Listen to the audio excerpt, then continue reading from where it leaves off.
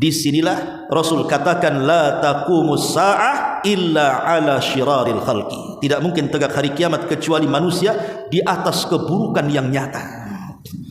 Disitulah Allah perintahkan Israfil untuk meniup sangkakalanya.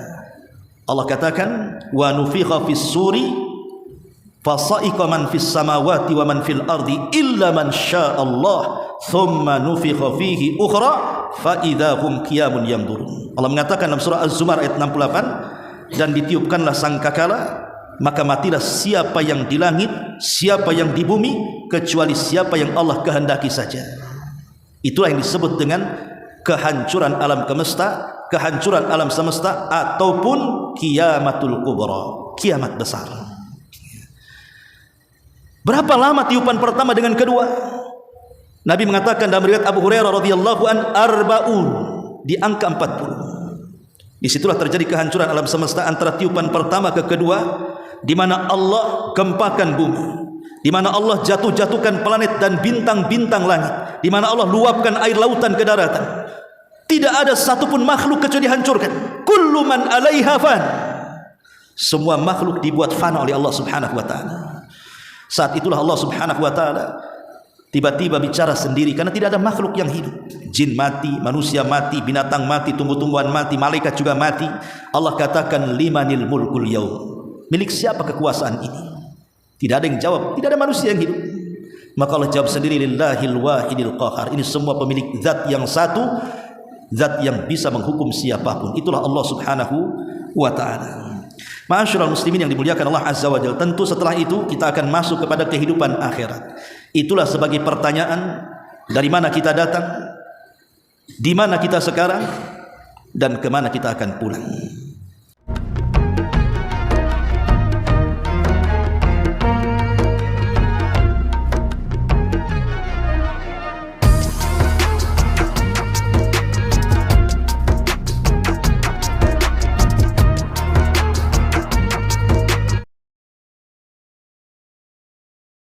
bayyina lakum wa nukirru fil arhami ma nasha ila ajalin musamma thumma nukhrijukum tifla thumma litablughu ashuddakum wa minkum man yutawaffa wa minkum man yuraddu ila ardalil umuri likaila ya'lama min ba'di ilmi syai'an wa taral arda hamidatan fa idza anzalna 'alaiha al-ma'a ihtazzat wa rabat wa anbatat min kulli zawjin bahij. Allah Subhanahu wa taala berfirman, wahai manusia, jika kamu meragukan hari kebangkitan, sesungguhnya kami telah menciptakan orang tua kalian, maksudnya Adam, dari tanah. Kemudian kalian sebagai keturunannya yang kami ciptakan dari setetes mani, lalu segumpal darah, lalu segumpal daging, baik kejadiannya sempurna maupun tidak sempurna, agar kami jelaskan kepada kalian tanda kekuasaan kami dalam penciptaan. Kami tetapkan kalian dalam rahim apa yang kami kehendaki sampai waktu yang sudah ditentukan. Kemudian kami mengeluarkan kalian sebagai bayi, lalu memelihara kalian hingga mencapai usia dewasa. Di antara kalian ada yang diwafatkan, dan ada pula yang dikembalikan kepada umur yang sangat tua, sehingga tidak mengetahui lagi sesuatu yang pernah diketahuinya alias pikun. Kamu lihat bumi ini kering. Jika kami turunkan hujan di atasnya, ia pun hidup dan menjadi subur serta menumbuhkan berbagai jenis tumbuh-tumbuhan yang indah. Ma'asyiral muslimin yang dimuliakan Allah Subhanahu wa taala, ayat ini menjelaskan kepada kita tentang dari mana kita datang. Kita tahu bahwa makhluk yang pertama kali Allah ciptakan adalah Adam alaihi salatu wassalam. Itulah yang disebut dengan Abul Bashar, bapak dari seluruh manusia. Lah dari Adam inilah kemudian Allah Subhanahu wa taala ciptakan pasangannya Hawa. Dari pasangan Adam dan Hawa ini lahirlah keturunannya sampai kepada kita, tentu dengan proses yang sangat panjang. Dan proses penciptaan itu adalah keajaiban dari keajaiban kuasa Allah Subhanahu wa taala. Dari setetes mani kemudian menjadi segumpal darah, dari segumpal darah kemudian menjadi segumpal daging dan berbentuk manusia. Kemudian ditiupkan ruh di situ. Kemudian baru dilahirkan ke permukaan bumi menjadi bayi yang tidak berdaya. Baru kemudian berproses menjadi remaja, dewasa sampai kepada tua. Kemudian disitulah mengalami kematiannya. Dan itu dijelaskan dalam surah Rum ayat 54. Allah Subhanahu wa taala mengatakan, Allahul ladzi khalaqakum min dha'fin thumma ja'ala min ba'di dha'fin quwwatan thumma ja'ala min ba'di quwwatin dha'fan wa syaiban yakhluqu ma yasha' wa huwal alimul qadir. Allah yang telah menciptakan kalian dari kondisi lemah, kemudian Dia menjadikan kalian sesudah kelemahan itu menjadi kuat, kemudian Dia menjadikan sesudah kekuatan itu melemah kembali, kemudian menjadi berubah. Dia menciptakan apa yang dikehendakinya, dan Dia yang maha mengetahui lagi maha berkuasa. Ma'asyiral muslimin yang dimuliakan Allah Subhanahu wa taala, manusia diciptakan oleh Allah Subhanahu wa taala sebagai makhluk yang paling indah dari seluruh ciptaan Allah Subhanahu wa taala. Dan itu disyaratkan di dalam firman-Nya, laqad khalaqnal insana fi ahsani taqwim. Dan sungguh kami menciptakan manusia itu dalam bentuk yang sangat indah.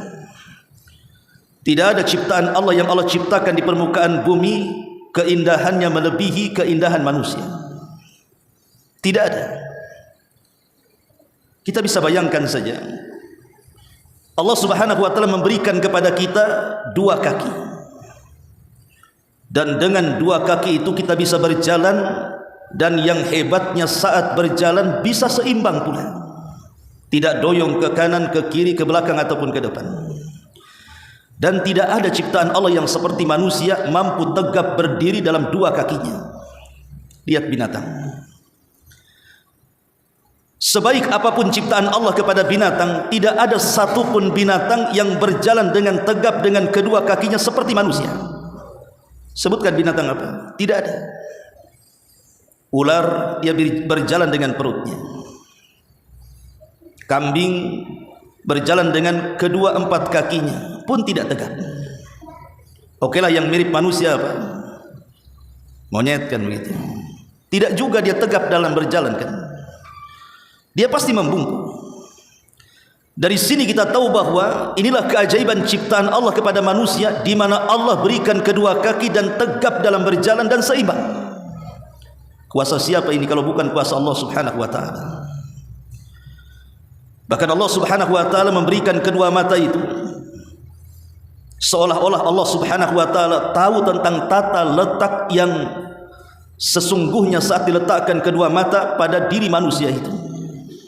Coba bayangkan kalau seandainya mata manusia diletakkan di depan satu, di belakang satu. Mungkin tidak ada orang jual kacamata itu. Dan ini kan keajaiban Allah Subhanahu wa taala, meletakkan dengan tata letak yang sangat indah dan pas ada di situ. Allah letakkan hidung di situ dan pasnya pula lubangnya mengarah ke bawah. Coba kalau seandainya lubangnya mengarah ke atas, apa tidak sibuk di musim hujan dia mengamankan kedua hidungnya itu, kedua lubang hidungnya itu. Ini sebuah kekuasaan Allah Subhanahu wa taala. Memang manusia itu Allah ciptakan dengan sebaik-baik bentuk, dan tidak ada ciptaan Allah yang lebih indah dibandingkan manusia. Kenapa demikian?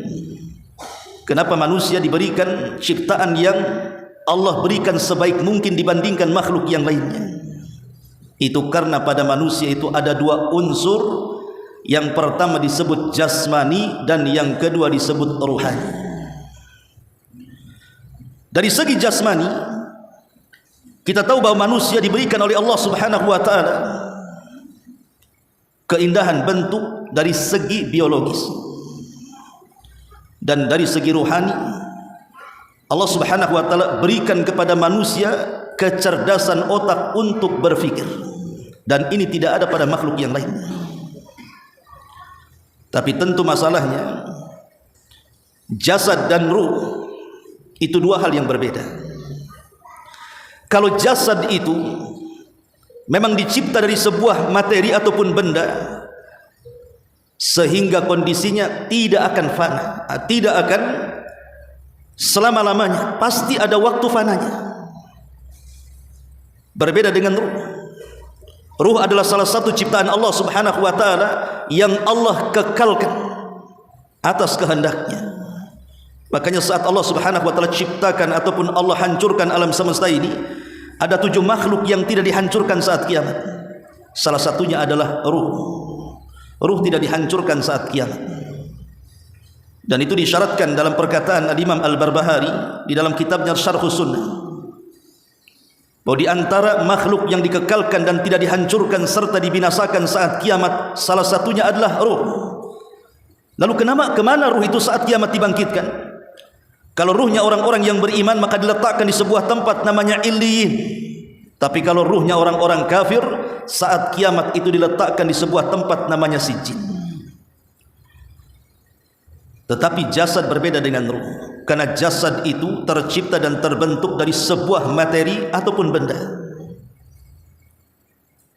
Ma'asyiral muslimin yang dimuliakan Allah Subhanahu wa taala, dan itu kita bisa saksikan dalam kehidupan kita kan. Kalau seandainya ada orang yang meninggal, dicabut ruh dalam jasadnya, jangan 1 bulan 2 bulan jasad itu tidak dikuburkan, 10 hari saja biarkan jasad itu berada dalam rumah. Apa yang terjadi? Maka lama-lama akan terjadi kerusakan, bau busuk yang menyengat dan begitu seterusnya. Ya, karena jasad itu tidak kekal. Yang kekal itu adalah ruh, tentu berdasarkan kehendak Allah atas kekekalannya. Ma'asyiral muslimin yang dimuliakan Allah Subhanahu wa taala, lah di dalam surah yang tadi kita baca, surah Ar-Rum ayat 45 ini, bahwa Allah Subhanahu wa taala menciptakan manusia itu berawal dari kelemahan. Kita lihat bayi yang dilahirkan, pertama bayi dilahirkan itu mata pun tidak bisa memandang, telinga pun belum bisa mendengar, bahkan tangan dan kaki pun belum bisa digerakkan. Tapi dengan berjalannya waktu dari hari ke hari, dari minggu ke minggu, dari bulan ke bulan, mulailah kemudian mata dia bisa memandang, telinga dia mulai mendengar, lisan dia mulai berucap, tangan dan kaki dia mulai bertenaga dan mulai bergerak, sampai kemudian cara berfikirnya pun jalan. Disitulah Allah Subhanahu wa taala berikan pengetahuan, sehingga ketika menginjak remaja kemudian dewasa, maka manusia pun semakin kuat, bahkan di atas kekuatannya, baik fisik atau pikirannya. Tetapi Allah Subhanahu wa taala mentakdirkan manusia akan kembali dalam kelemahannya. Makanya Allah Subhanahu wa taala mengatakan di sini, "Tsumma ja'ala min ba'di quwwatin dha'fan wa syaibah." Kemudian Allah Subhanahu wa taala jadikan setelah kekuatan yang ia miliki menjadi lemah kembali. Bahkan akan terjadi perubahan. Kita bisa lihat orang-orang yang boleh jadi di masa dia remaja atau dewasa, boleh jadi mungkin dia orang yang paling tampan ataupun orang yang paling cantik. Tapi ketika usianya kemudian menginjak tua, 70, 80 tahun, 90 tahun, kita lihat perubahannya. Tidak ada ceritanya orang tua ganteng itu, atau tidak ada ceritanya nenek-nenek itu cantik, karena sudah berubah kondisinya. Begitulah Allah takdirkan kepada jasad kita, pasti berubah. Makanya kenapa Nabi SAW ketika menceritakan tentang anjuran kita mencari pasangan, Nabi menyebutkan tungkahul mar'atu li arba, wanita itu dinikahi karena 4 perkara. Karena hartanya, karena kecantikannya, karena nasabnya, dan karena agamanya. Tapi Rasul mengatakan fadfar biddatid din taribat yada, ambil yang baik agamanya, selamatlah dirimu. Kenapa kemudian agama yang dipilih oleh Nabi SAW? Karena agama ini adalah sesuatu yang kekal. Tetapi nasab, harta dan kecantikan ini sesuatu yang fana, ada batas waktunya. Disitulah kemudian kita tahu bahwa kekuasaan Allah itu luar biasa kepada manusia. Lalu apa yang disombongkan manusia di hadapan Allah Subhanahu wa taala kalau demikian? Ma'asyiral muslimin yang dimuliakan Allah Subhanahu wa taala. Setelah kemudian manusia diciptakan oleh Allah Subhanahu wa taala ke alam dunia ini, maka Allah Subhanahu wa taala mentakdirkan manusia diberikan banyak cobaan di dunia ini. Makanya kata para ulama, ada 3 perkara yang merupakan kepastian bagi manusia, di mana pasti manusia itu mengalaminya. Pertama, manusia itu tidak mungkin istirahat dari ujian. Pasti manusia itu akan diuji. Selesai satu ujian, datang ujian yang lainnya. Selesai ujian yang lainnya, datang pula yang lainnya lagi. Manusia tidak akan dibuat istirahat oleh Allah Subhanahu wa taala. Yang kedua, manusia tidak mungkin lepas dari ucapan manusia yang lainnya. Manusia tidak mungkin lepas dari ucapan manusia yang lainnya. Sebaik apapun kita, pasti ada orang yang menjelek-jelekan kita, apalagi kita jelek. Karena redha manusia itu sesuatu yang mustahil dikejar. Kata para ulama, redhan nas ghayatun la tuhsa. Kereduan manusia itu sesuatu yang mustahil diraih. Kalau seandainya kita menghendaki dengan perbuatan kita manusia suka dengan kita semuanya, mustahil. Pasti ada yang suka, ada yang tidak. Maka yang kedua, manusia tidak mungkin lepas dari ucapan manusia yang lainnya. Ada orang yang mengatakan, Ustaz, saya tidak akan keluar rumah. Ngapain ngurung di dalam rumah? Supaya tidak dibicarakan tetangga, katanya. Kata siapa?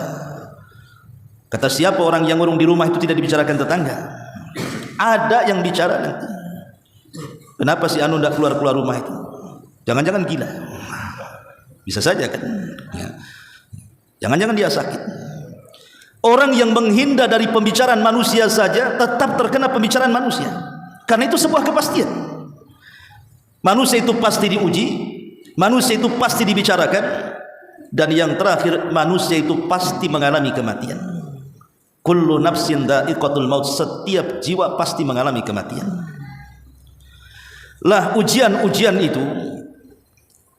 itu akan dilalui oleh semua manusia. Makanya kita lihat di tengah-tengah manusia itu ada orang yang melakukan kezaliman, ada orang yang dizalimi. Ada orang-orang yang melakukan pembunuhan, ada orang-orang yang dibunuh. Ada orang-orang yang selalu memfitnah, ada orang-orang yang selalu difitnah. Ada orang-orang yang selalu menyakiti, ada orang-orang yang selalu disakiti. Begitulah kondisi dunia. Kondisi dunia itu pasti ada orang baik, ada orang yang tidak baik. Tetapi Allah Subhanahu wa taala bukan berarti membiarkan orang-orang berbuat jahat atau berbuat zalim sekehendaknya mereka berjalan di permukaan bumi. Karena seadil-adilnya pengadilan di bumi tetap tidak akan membawa keadilan. Walaupun di Batam ini ada kantor pengadilan, masuk ke kantor itu tidak dapat keadilan di situ. Namanya saja kantor pengadilan. Tapi banyak orang-orang yang masuk kantor itu malah keluar dizalimi dia di situ. Karena pengadilan dunia ini sehebat apapun, hatta menegakkan syariat Islam sekalipun, seandainya ada orang yang dibunuh, ada orang yang membunuh kemudian dibunuh, itu saja terkadang belum mencapai tingkat keadilan yang memuaskan. Makanya kenapa qisas itu akan diulang pada hari kiamat. Kata Syekh Utsaimin rahimahullahu taala, kenapa ada pengulangan qisas? Padahal orang yang membunuh di dunia sudah dibunuh di dunia, tapi nanti di akhirat diulang lagi kisasnya, supaya mendapatkan keadilan yang mutlak dan sesungguhnya. Dan ketika kedua kakinya melangkah ke sorga, maka dia mendapatkan ketenangan dan kebahagiaan, sehingga tidak ada dendam di antara mereka. Wa naza'na ma fi sudurihim min ghillin ikhwana, kami cabut dalam dada-dada penduduk sorga itu dari kedengkian, hasad dan permusuhan. Ma'asyiral muslimin rahimakumullah. Lah manusia ini tentu ada batas waktunya. Ada yang di usia 30 tahun dia meninggal. Ada yang di usia 40 tahun dia meninggal. Ada yang di usia 70 tahun dia meninggal. Bahkan yang lebih singkat lagi, baru brojol saja sudah meninggal. Dari sini kita tahu bahwa manusia ini memiliki batas akhir dari usianya, dan ini menunjukkan pendeknya kehidupan dunia. Ma'asyiral muslimin yang dimuliakan Allah Subhanahu wa taala. Tetapi orang-orang yang telah meninggalkan kita, boleh jadi mungkin ratusan abad yang silam mereka sudah meninggalkan kita, dan mereka sudah berada dalam kuburan-kuburan mereka. Dan jumlah orang-orang yang ada di dalam kuburan itu kan lebih banyak dibandingkan jumlah orang yang hidup di atas kuburan. Coba bayangkan orang yang meninggal dari sejak zaman Adam sampai hari ini, siapa yang tahu jumlahnya? Tidak ada yang tahu jumlahnya kecuali Allah, kan? Artinya orang yang dikubur lebih banyak dibandingkan orang-orang yang di atas kuburan. Tapi yang ingin saya katakan bahwa orang-orang yang di dalam kuburan yang sudah ratusan abad yang silam meninggal dunia sampai hari ini, kiamat tidak kunjung datang. Lalu apa yang mereka lakukan dalam kuburan itu? Sejak zaman Nabi Adam yang meninggal sampai hari ini, loh, kiamat tidak dibangkit-bangkitkan. Maka para ulama mengatakan bahwa manusia ketika meninggal dunia itu kan terbagi menjadi dua kelompok. Ada kelompok yang pertama adalah kelompok yang mati dalam kondisi husnul khatimah. Ada kelompok yang mati dalam kondisi su'ul khatimah. Adapun kelompok-kelompok yang mati dalam kondisi husnul khatimah, baik akhirnya, maka saat dia mati, maka malaikat pun datang dengan baik-baik dan memerintahkan ruhnya keluar dengan pelan-pelan, kemudian mengatakan, ya ayyatuhan nafsu al-mutmainnah irji'i ila rabbiki radiyatan mardiyah. Wahai jiwa yang tenang, kembalilah kepada Rabb dan engkau akan mendapatkan keridhaan Allah Subhanahu wa taala. Meskipun malaikat maut yang datang kepada kita dengan baik-baik, tapi tetap saja namanya sakaratul maut itu pasti mengalami sakit yang luar biasa, walaupun matinya husnul khatimah. Karena Rasul yang mengatakan, ala wa inna lil mauti la sakarat. Ingatlah, dalam kematian itu ada sakaratnya, ada rasa sakit yang tidak ada yang tahu kecuali Allah Subhanahu wa taala. Lalu kalau begitu, apa bedanya rasa sakit yang dialami orang-orang yang beriman saat kematian dengan rasa sakit yang dialami orang-orang kafir saat kematian? Syekh Ali Bassam rahimahullahu taala dalam kitabnya, beliau mengatakan, adapun seseorang yang beriman dia merasakan sakit saat kematian, boleh jadi rasa sakit yang dialaminya itu sebagai penggugur dosa terakhir bagi dia. Jadi rasa sakit yang dialami orang-orang yang beriman saat kematian boleh jadi itu penggugur dosa akhir bagi dia. Tapi rasa sakit yang dialami orang kafir saat kematian boleh jadi itu muqaddimah azab bagi dia, muqaddimah daripada azab Allah Subhanahu wa taala bagi kematian orang kafir. Lah orang-orang yang mati husnul khatimah itu, kemudian ketika dimasukkan ke liang lahat, kemudian dipendam oleh orang-orang yang dicintainya, sebenarnya dia masih mendengar suara terompah orang-orang yang mengantarkannya, sampai sayup-sayup akhirnya meninggalkan ke gerbang kuburan, kemudian hilang entah kemana. Saat itulah dua malaikat Munkar dan Nakir datang, kemudian memberikan tiga soalan: siapa Rabbmu, siapa Nabimu, dan apa agamamu. Tapi karena dia meninggalnya husnul khatimah, maka dia sanggup menjawab. Ketika dia menjawab dengan benar, itulah kemudian Allah Subhanahu wa taala mengatakan, ang sadaqa abdi, hambaku telah benar. Kalau begitu, bukakan pintu sorga kepada dia, hantarkan wewangian dari sorga kepada dia, hantarkan makanan, minuman, pakaian dari sorga kepada dia, dan bentangkan kuburannya sejauh mata memandang. Kemudian datanglah orang yang sangat indah sekali bentuknya, sangat santun bicaranya, kemudian mengajak bicara dan ngobrol. Akhirnya setelah lelah letih ngobrol, orang ini mengatakan, nim naumatal arush, tidurlah seperti tidurnya pengantin. Tidur pengantin tentu beda dengan tidur yang bukan pengantin. Tidur pengantin itu kan tidur tak berasa bahasanya, karena indah segalanya. Sudah subuh rasanya jam 1 saja. Artinya tidurnya pengantin itu tidak terasa karena kenikmatan yang selama ini dia akan peroleh dalam kuburannya. Makanya walaupun matinya sejak zaman Adam sampai hari ini, kiamat tidak dibangkit-bangkitkan, maka mereka tidak berasa berada di kuburannya, karena mereka ditidurkan seperti tidur pengantin. Mereka akan mendapatkan apa yang disebut dengan nikmat kubur. Tetapi orang-orang kafir, orang-orang munafik dan orang-orang fasik, orang-orang yang menumpuk dosa, orang-orang yang mati su'ul khatimah, tentu akan berbeda saat kematiannya. Makanya Nabi SAW sampai mengistilahkan kematian orang-orang kafir itu seperti seseorang membawa safud. Safud itu semacam pisau yang bengkok, bahasa kitanya cerulit.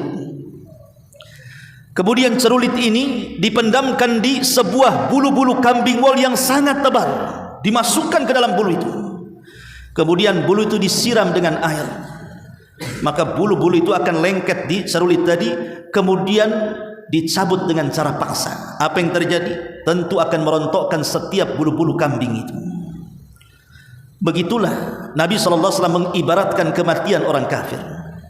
Maka dia akan merasakan rasa sakit yang luar biasa, seolah-olah seluruh persendian otot remek dan juga hancur dibuatnya, dan dia menjerit kesakitan yang tidak ada yang tahu rasa sakitnya kecuali Allah Subhanahu wa taala. Lah saat kemudian orang ini dimasukkan ke dalam kuburan, dia masih mendengar orang-orang yang menghantarkannya. Suara terompah-terompah orang yang menghantarkannya masih mendengarkannya sampai kemudian hilang. Disitulah datang Munkar dan Nakir membentak dengan bentakan bak halilintar dan mengatakan, man rabbuk, siapa Rabb, wa ma nabiyuk, siapa nabimu, wa ma dinuk, apa agamamu. Dia tidak bisa menjawab dan mengatakan, ha la adri, aku tidak tahu, aku tidak tahu. Ketika itu maka dia dipukul dengan gada yang kata Rasul, kalau gada ini diletakkan dan dipukulkan di gunung Uhud, maka cukup menghancurkan Uhud. Saking dahsyatnya pukulan itu. Maka dia pun akhirnya disiksa sampai kiamat dibangkitkan. Maka orang yang kafir sejak zaman Adam sampai hari ini, maka mereka tersiksa hidupnya sampai kiamat dibangkitkan. Kalau saya boleh analogikan seperti ini, ada dua anak remaja yang sedang pacaran, berdua-duaan di kegelapan, nggak peduli dia, mau sejam, 2 jam, 3 jam, 4 jam, 5 jam sampai subuh pun nggak peduli. Kenapa? Karena bagi dia itu sesuatu yang sangat indah. Tapi coba kalau seandainya kita lihat orang yang sakit, terbaring di rumah sakit, tidak ada orang sakit kerasan di rumah sakit itu minta sama dokter, dok tambah 1 bulan lagi, nggak ada ceritanya. Orang sakit itu ya sehari bagikan sebulan, sebulan bagikan setahun. Sama dengan orang-orang yang dibalik jeruji penjara atau dibalik tembok derita. Gimana rasanya? Lah seperti itulah analoginya. Orang-orang yang mendapatkan nikmat kubur dengan orang yang mendapatkan azab kubur itu. Ma'asyiral muslimin yang dimuliakan Allah Subhanahu wa taala. Intinya bahwa setiap manusia akan mengalami kematian, dan kematian itu adalah kiamat dari kiamat-kiamat sughra, kiamat kecil. Kata Nabi sallallahu alaihi wasallam, "Idza mata ahadukum qamat qiyamatuhu." Kalau salah seorang di antara kalian meninggal dunia, berarti telah tegak kiamat kepadanya. Maksudnya kiamat kecil. Jadi kematian itu kiamat kecil. Dan setiap kematian itu adalah sebuah kepastian. Datangnya tanpa pemberitahuan, tapi bukan akhir dari sebuah perjalanan. Tapi di sana ada kiamat yang disebut dengan kiamatul kubra, kiamat besar, yang didahului dengan tanda-tandanya. Dua-duanya adalah sebuah kepastian yang pasti terjadi. Kiamat kecil pasti terjadi, kiamat besar pasti terjadi. Tetapi kalau dipastikan di antara dua kiamat ini, tentu kiamat kecil lebih pasti dibandingkan kiamat besar. Karena kiamat besar itu Nabi SAW tidak menyebutkan tanggalnya, tidak menyebutkan bulannya, tidak menyebutkan tahunnya. Kemudian harus didahului dengan tanda-tanda yang disebut dengan tanda-tanda kiamat kecil dan tanda-tanda kiamat besar. Artinya masih lama, entah kapan terjadinya. Kita hanya beriman pasti kiamat besar itu terjadi. Tapi kalau kiamat kecil itu sudah ada di hadapan kita, kepastiannya lebih pasti dibandingkan kiamat besar. apalagi Nabi SAW membatasi umur umatnya berkisar 60 sampai 70 tahun saja. Kata Rasul, a'maru ummati bainas sittina was sab'in. Usia umatku berkisar 60 sampai 70 tahun saja. Kalaupun yang lewat dari 70 tahun itu tak banyak, kata Nabi. Artinya kebanyakan manusia meninggal di usia 70 ke bawah. Sebagaimana usia nabinya di usia 63 tahun dia meninggal. Makanya bagi orang-orang yang usianya sudah 59 tahun, hati-hati, OTW itu. Ma'asyiral muslimin yang dimuliakan Allah Subhanahu wa taala. Kalau kita tahu bahwa kematian sebuah kiamat kecil dan datangnya sebuah kepastian, dan sehebat apapun manusia menghindar dari kematian, tetap takdir mati itu tidak akan kemana. Dahulu di zaman Bani Israel terjadi wabah taun yang luar biasa, sampai ribuan orang mati karena wabah taun. Tapi yang selamat, mereka akhirnya keluar dari tempat terkena wabah taun itu. Mereka menyelamatkan dari taun. Akhirnya mereka pun naik ke atas bukit. Yang tadinya mereka berada di lembah, tapi lembah itu karena sudah tersebar penyakit taun dan sudah ribuan orang mati, yang selamat ini akhirnya naik ke atas bukit. Rupanya di atas bukit sudah dihadang malakul maut. Maka malaikat maut kemudian mencabut nyawa mereka. Lari dari kematian masuk ke dalam kematian. Itulah yang diistilahkan bahwa al-hadaru la yamna'u al-qadara. Menghindar dari kematian itu tidak mencegah kematian. Seperti kemarin ada orang yang menghindar dari corona, menghindar dari wabah corona. Rupanya mati juga kelanggar corona. Sama-sama corona tuh. Yang satu penyakit, yang satu mobil. Dia mau menghindar dari penyakit corona, dilanggar mobil corona. Sama-sama corona kan. Orang tidak mati dengan corona, dilanggar pula dengan corona. Itu namanya seseorang menghindar dari kematian, masuk dalam takdir kematian. Tidak mati dengan penyakit, mati dengan langgar, dilanggar lori kan begitu. Atau kepleset kemudian mati, atau ketimpa pulpen dia mati karena pulpennya mungkin satu truk gitu. Ya. Ma'asyiral muslimin yang dimuliakan Allah Subhanahu wa taala. Tapi yang jelas bahwa kematian ini sebuah kepastian lebih pasti dibandingkan kiamat besar. Kiamat besar pasti terjadi, tetapi kan didahului dengan banyak pendahuluan di situ. Ma'asyiral muslimin rahimakumullah. Adapun kiamat besar, maka sebagaimana yang saya katakan tadi, dilalui dengan dua tanda-tanda. Yang pertama disebut dengan alamat, tanda-tanda kiamat yang berupa tanda-tanda kecil. Dan tanda-tanda kecil ini sudah ada sejak zaman Nabi. Bahkan diutusnya Nabi, wafatnya Nabi itu tanda-tanda kiamat kecil. Tapi di sana ada tanda-tanda kiamat besar. Seperti apa tanda-tanda kiamat kecil? Saya akan baca secara ringkas. Pertama, diutusnya Nabi. Itu bagian daripada tanda-tanda kiamat kecil. Kedua, wafatnya Nabi. Ketiga, penaklukan Baitul Maqdis, dan itu pernah terjadi di zaman siapa? Umar bin Khattab dan Salahuddin Al-Ayyubi.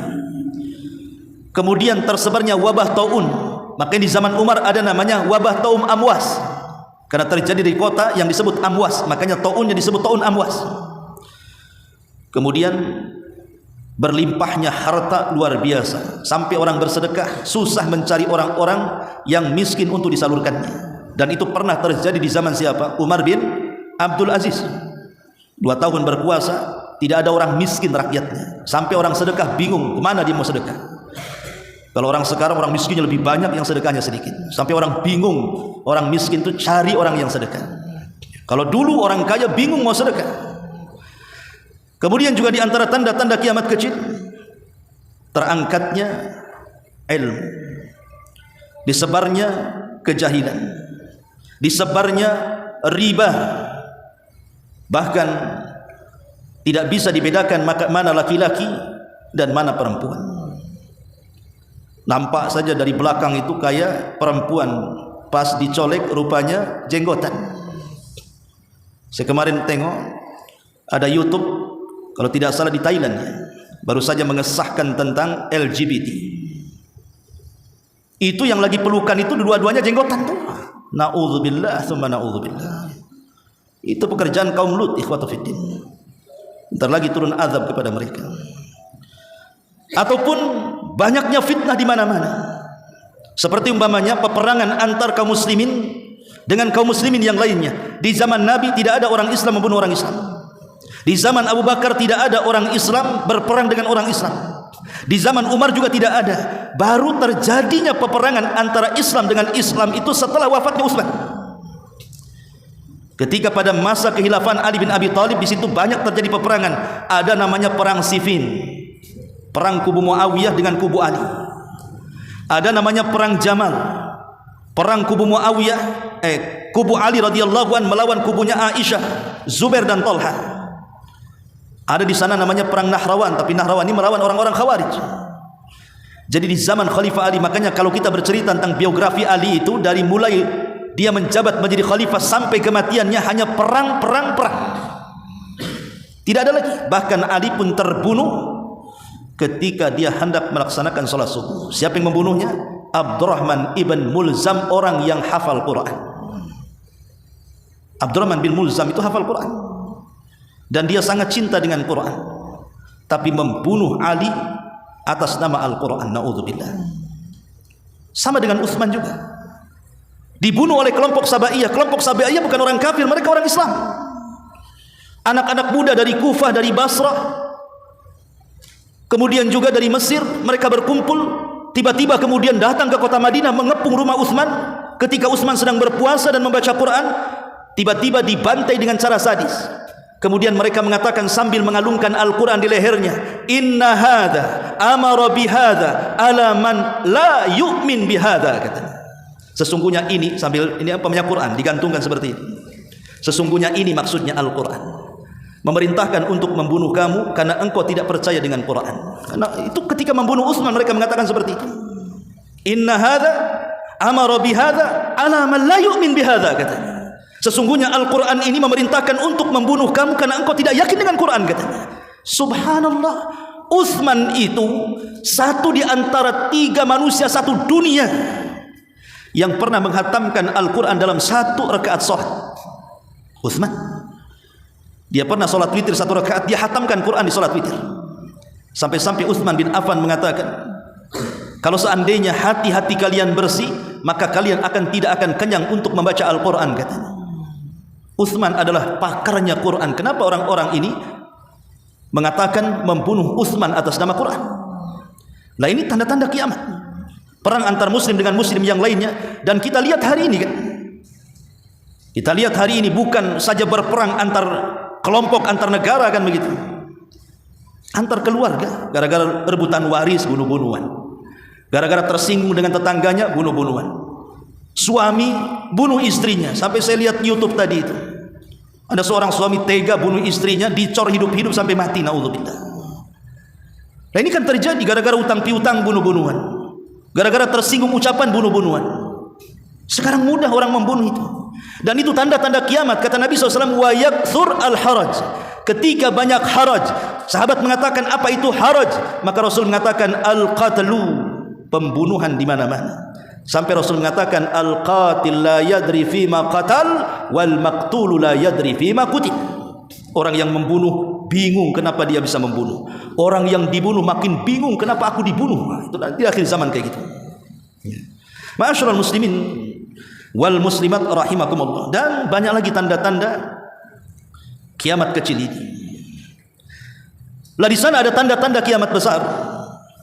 Tentu dimukaddimahi dengan munculnya Al-Mahdi Al-Muntadhar, Imam Mahdi yang ditunggu-tunggu.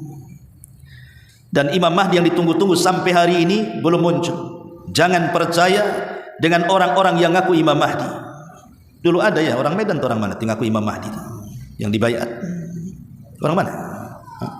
Orang Medan atau orang mana? Orang Medan ya. Masya Allah. Padahal Imam Mahdi itu keturunan Nabi. Dibaiat di antara rukun di sekitar Ka'bah. Ini dibaiat di Medan pula. Imam Mahdi dari mana? Dari Hong Kong. Banyak orang ngaku Imam Mahdi. Bahkan seorang wanita aja ngaku Imam Mahdi. Imam Mahdi itu laki-laki. Kenapa di Indonesia wanita ngaku Imam Mahdi pula? Lia Eden. Lah, ini tanda-tanda kiamat besar itu dimukaddimahi dengan khurujul Mahdi, munculnya Imam Mahdi, dan akan dibayat di antara rukun Hajar Aswad dan rukun Yamani. Ketika pembayatan ini terdengar ke Syam, datang pasukan berbendera warna hitam, kemudian bergerak dari Syam menuju kota Mekah hendak membunuh Al-Mahdi.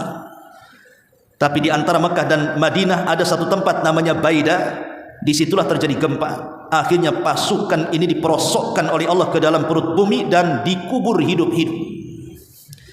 Jadi kalau ada orang ngaku Imam Mahdi, harus ada peristiwa orang-orang yang akan membunuh Imam Mahdi yang terperosok ke bumi di satu tempat namanya Baida.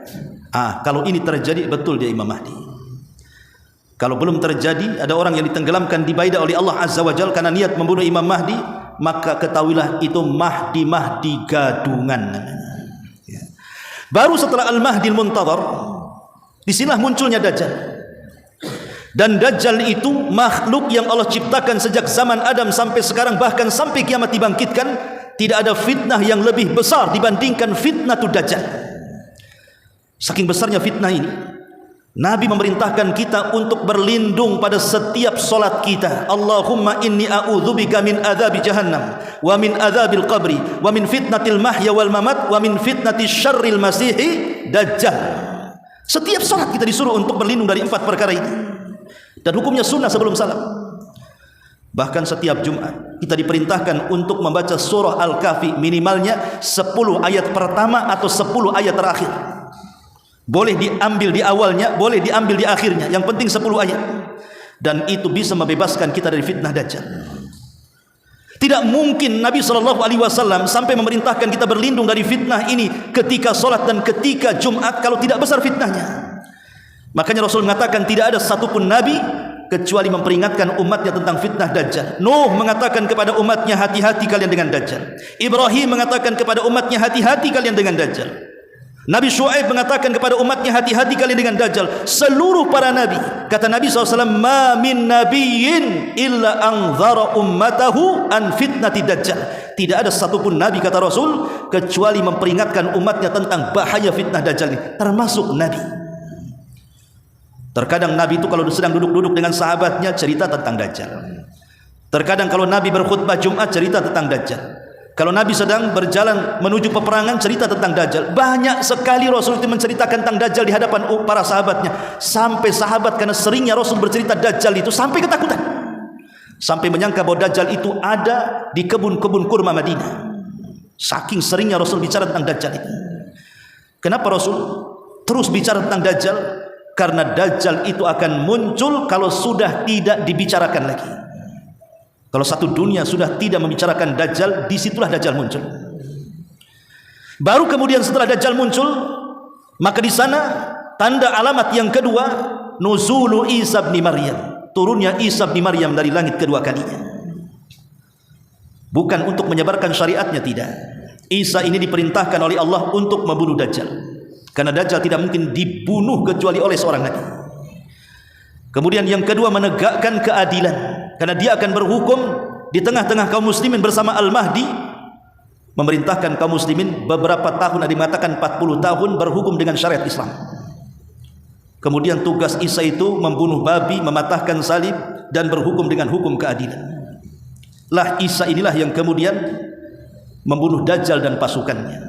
Karena saat turun Isa ini, kaum muslimin sedang sholat subuh. Ketika qomat dikumandangkan, tiba-tiba langit gelap kemudian bercahaya. Rupanya cahaya itu adalah Isa yang turun, yang diapit dengan 2 malaikat.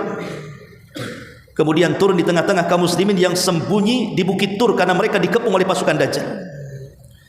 Saat qomat dikumandangkan, maka Al-Mahdi mengenali Isa tentu dengan ciri-ciri yang pernah didengar dari Nabi SAW. Dari hadis-hadis Nabi SAW tentang sifat-sifat Isa. Makanya Al-Mahdi mengatakan, taqaddam ya ruh Allah, silahkan wahai ruh Allah, kau jadi imam. Tapi Al-Mahdi mengatakan tidak, setiap kaum itu ada imamnya, kau saja yang imam. Akhirnya kemudian Imam Mahdi pun mengimami solat subuh dan Isa menjadi makmum di belakangnya. Makanya turunnya Isa ini sebagai bantahan kepada orang Yahudi yang mengatakan qatalnal masih ibn Maryam, kami sudah membunuh Isa bin Maryam, dia belum mati, dia turun di akhir zaman. Juga bantahan kepada orang-orang Nasrani yang mengatakan innallaha tsalitsu tsalatsa, Allah itu satu di antara tiga Tuhan, salah satunya Isa itu satu di antara tiga Tuhan. Kalau Isa Tuhan, kenapa jadi makmum di belakang Al-Mahdi? Kenapa jadi makmum? Masa Tuhan jadi makmum di belakang Al-Mahdi? Ma'asyiral muslimin yang dimuliakan Allah Azza wa Jalla, baru setelah itu selesai solat, maka pasukan kaum muslimin dijejerkan, kemudian diusap satu persatu wajah pasukan itu, sambil Isa mengatakan tentang derajat mereka di sorga. Demi Allah, tidak ada manusia yang paling bahagia kecuali orang-orang yang diusap mukanya oleh Isa bin Maryam, karena Isa bukan menceritakan tentang mereka masuk sorga, tapi Isa menceritakan tentang derajat mereka di sorga. Baru setelah itu Isa memberikan tiga pilihan. Kalian tidak perlu menyerang Dajjal dan pasukannya. Aku akan berdoa kepada Allah, semoga Allah kirim bencana kepada mereka. Yang kedua, kalian tidak usah menyerang Dajjal dan pasukannya. Aku akan meminta kepada Allah untuk didatangkan pasukan yang bukan kalian. Atau yang ketiga, kalian siap menyerang Dajjal bersama diriku, dan kupastikan pasukan Dajjal tidak bisa mengangkat pedang mereka sehingga kalian tinggal tebas saja lehernya. Adapun Dajjal, aku yang akan menghadapinya. Maka pasukan Al-Mahdi memilih yang ketiga, jihad. Akhirnya mereka turun gunung, kemudian membantai orang-orang Yahudi, dan Isa membunuh Dajjal. Baru kemudian alamat yang ketiga, munculnya Ya'juj wa Ma'juj. Belum tenang dengan kematian fitnah Dajjal, tiba-tiba benteng yang pernah dibangun oleh Dzulqarnain pecah menjadi dua. Akhirnya keluar dari balik benteng itu manusia yang banyaknya tidak bisa dihitung, kecuali Allah yang tahu jumlahnya. Bandingannya kata Rasul, satu dari kita 999 dari mereka. Makanya Allah mengatakan kepada Isa, jangan kau perangi mereka, karena mereka kaum yang tidak bisa diperangi dan tidak bisa dibunuh. Sebaiknya kau Isa dan pasukan yang tersisa sembunyi lagi di Bukit Tur. Ya gimana mau menang perang? 1 lawan 999, apa enggak mati? Jangankan 1 lawan 999, 1 lawan 5 aja KO kita dibuatnya. 1 lawan 999 ini gimana ceritanya akan menang? Makanya kemudian Allah mengatakan kepada Isa, sembunyi saja. Maka Isa pun sembunyi di Bukit Tur sambil berdoa kepada Allah agar Allah menurunkan azabnya kepada mereka. Dikirimnya naghaf, semacam ulat-ulat kecil. Saat kemudian Ya'juj wa Ma'juj di atas kesombongan mereka dan mengatakan qatalna man fil ardi sanaqtuluhu man fis sama, kami sudah membunuh orang-orang yang ada di bumi, kami akan bunuh juga makhluk yang akan di langit. Maka disitulah Allah kirim naghaf. Naghaf ini ketika kemudian masuk ke tengku satu Ya'juj wa Ma'juj, satu mati semuanya. Bayangkan, satu mati, serentak mati. Bukan hari ini mati ini, besok mati itu, minggu depan. Enggak. Satu mati semua. Kalau saya analogikan ini, kalau kita matikan lampu satu-satu setiap rumah, capek lah, langsung aja ke pusat PLN-nya. Kemudian pencet saja yang on jadi off, mati satu kota Batam. Seperti itulah kematian Ya'juj wa Ma'juj itu. Dan ini kuasa Allah Subhanahu wa taala. Barulah kemudian bumi tenang dengan kematian. Setelah itu Isa sempat melaksanakan haji, kemudian meninggal dunia. Manusia pun jauh daripada Isa bin Maryam, kembali kufur. Ada yang beriman, ada yang kufur. Maka disitulah kemudian Allah Subhanahu wa taala tampakkan alamat yang keempat, munculnya dukhan, asap yang tebal yang berada di antara langit dan bumi. Itu yang Allah Subhanahu wa taala katakan, wartaqib yauma ta'tis sama bidukhanin mubin. Makanya dalam Al-Qur'an ada namanya suratul dukhan, asap hitam pekat yang ada di antara langit dan bumi, yang kalau dihirup orang yang beriman paling tinggi dia pilek, tapi kalau dihirup orang kafir dia akan kesakitan mengeluarkan darah dari semua lubang yang ada dalam badannya. Itu peringatan mereka supaya mereka bertobat. Akhirnya mereka pun berjanji bertobat dan berdoa, Allahumma kshif annal azab, ya Allah singkapkan azab ini dari kami. Kami akan bertobat, kata mereka. Ketika betul-betul diangkat, tak tobat juga. Ketika mereka tidak tobat itulah ketika mereka sedang terlelap tidur, kemudian datang waktu subuh, orang-orang yang beriman pun bangun sebagaimana kebiasaan mereka. Mereka datang salat subuh. Tapi orang-orang yang kafir, orang yang fasik, orang yang menumpuk-numpuk dosa, mereka tidak bangun sampai pada waktu matahari terbit. Matahari tak terbit-terbit. Ditunggu sampai zuhur tak terbit juga, ditunggu sampai asar tak terbit juga, ditunggu di waktu matahari terbenam tiba-tiba terbit dari arah barat. Subhanallah. Inilah yang Allah Subhanahu wa taala katakan, manusia sudah tidak bermanfaat lagi keimanan mereka. Jadi ketika terbitnya matahari dari arah barat, maka keimanan manusia tidak berfungsi lagi. Apa yang Allah katakan? Yauma ya'ti ba'du ayati rabbika la yanfa'u nafsan imanuha lam takun amanat min qablu aw kasabat fi imaniha khairan. Pada hari datangnya sebagian tanda-tanda Rabbmu, tidak berguna lagi iman seseorang yang belum beriman sebelumnya atau sudah beriman tapi tidak berbuat baik. Yang kalau seandainya para penyembah berhala itu mereka melempar berhalanya tobat sekalipun, percuma tobatnya. Seandainya para penyembah berhala itu mereka banting berhalanya, mereka mengatakan tubtu ilaki, ya Allah aku tobat kepadamu, percuma tobatnya. Kenapa? Karena waktu diterima tobat itu cuma dua, sebelum nyawa di tenggorokan atau sebelum matahari terbit dari arah barat. Tapi kalau sudah nyawa di tenggorokan, matahari sudah terbit dari arah barat, tidak ada guna iman seseorang.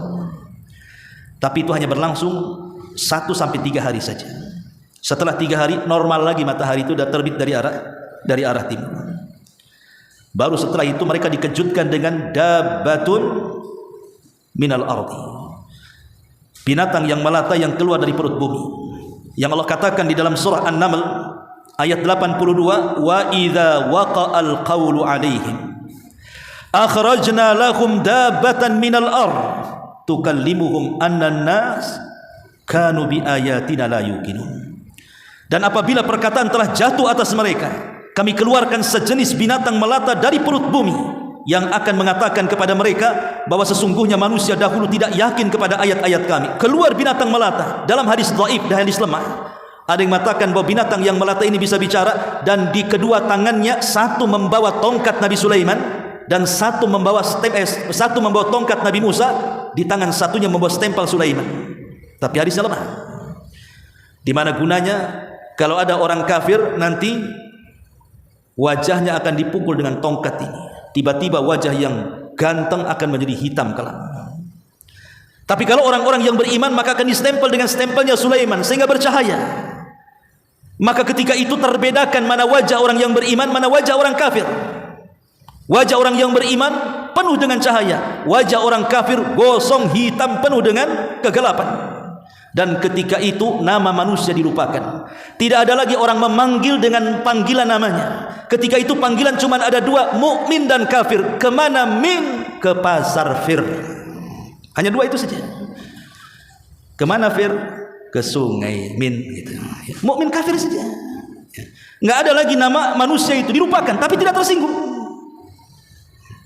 Sampai pada waktunya, maka muncullah tanda-tanda kiamat yang ke-7, ke-8 dan ke-9. Itulah yang disebut dengan gempa bumi yang menghancurkan bukan satu daerah, tapi negara-negara hancur dengan gempa itu. Kata Rasul, khasfun bil masyriq wa khasfun bil maghrib wa khasfun bi jaziratil arab. Terjadi gempa hebat yang menghancurkan negara-negara, pertama dari arah timur dulu, kemudian disusul dengan arah barat, kemudian disusul dengan jazirah Arab. Jadi alamat besar yang ke-7 gempa dari arah timur, alamat yang ke-8 gempa dari arah barat, alamat yang ke-9 gempa di jazirah Arab. Sehingga ketika itu tidak ada bangunan kecuali dirobohkan oleh Allah dengan gempa itu. Barulah yang terakhir, muncul api berasal dari tanah Aden Yaman. Makanya NASA sudah memprediksi dengan alat canggihnya di bawah kota Aden Yaman itu terdapat larva yang luar biasa. Shadaqah Rasulullah. Karena api itu akan keluar di negeri Aden itu dan akan menggiring manusia kemana? Ke Syam, ke Palestina sana. Di Palestina inilah manusia akan dikumpulkan. Namun sebelum terjadi kiamat besar, Allah kirim angin yang sangat sejuk menerpa setiap ketiak-ketiak orang-orang yang memiliki iman walaupun sebiji zarah, kemudian mereka diwafatkan, sehingga tidak ada lagi orang yang beriman hidup kecuali mati. Yang hidup itu hanya orang-orang kafir saja, hanya orang-orang fasik, orang-orang yang mereka menumpuk-numpuk dosa dan tidak malu melakukan dosa. Di sinilah Rasul katakan la taqumus sa'ah illa ala syiraril khalqi. Tidak mungkin tegak hari kiamat kecuali manusia di atas keburukan yang nyata. Disitulah Allah perintahkan Israfil untuk meniup sangkakalanya. Allah katakan wa nufikha fis suri fasa'iqa man fis samawati wa man fil ardi illa man syaa Allah thumma nufikha fihi ukhra fa idahum qiyamun yanzurun. Allah mengatakan dalam surah Az-Zumar ayat 68, dan ditiupkanlah sangkakala, maka matilah siapa yang di langit, siapa yang di bumi, kecuali siapa yang Allah kehendaki saja. Itulah yang disebut dengan kehancuran alam semesta, kehancuran alam semesta ataupun kiamatul kubra, kiamat besar. Berapa lama tiupan pertama dengan kedua?